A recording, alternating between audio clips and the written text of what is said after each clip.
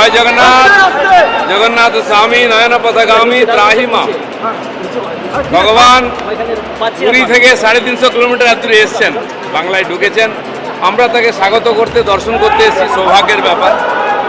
তো আজ এই যে পবিত্র ক্ষণ, যেটা অক্ষয় তৃতীয়ার দিন, সেদিন প্রভুর মন্দির উদ্বোধন হয়েছে।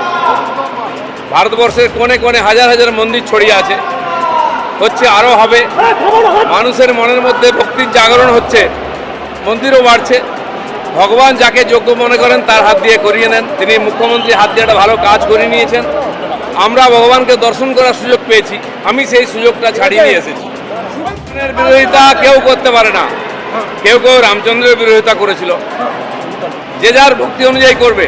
ভগবানের সঙ্গে ঝগড়াও নেই, বিরোধিতার তরফ থেকে এই অনুষ্ঠান হয়েছে। মাননীয় চিফ সেক্রেটারি এবং হেডকোর ভাইস প্রেসিডেন্ট আমাকে আমন্ত্রণ করেছেন কার্ড দিয়ে।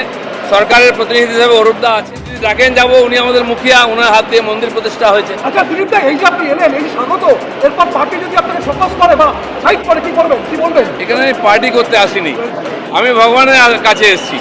এখানে পার্টি নাই। যারা বুঝতে পারবে না, ভগবান তাকে সুবুদ্ধি দিক।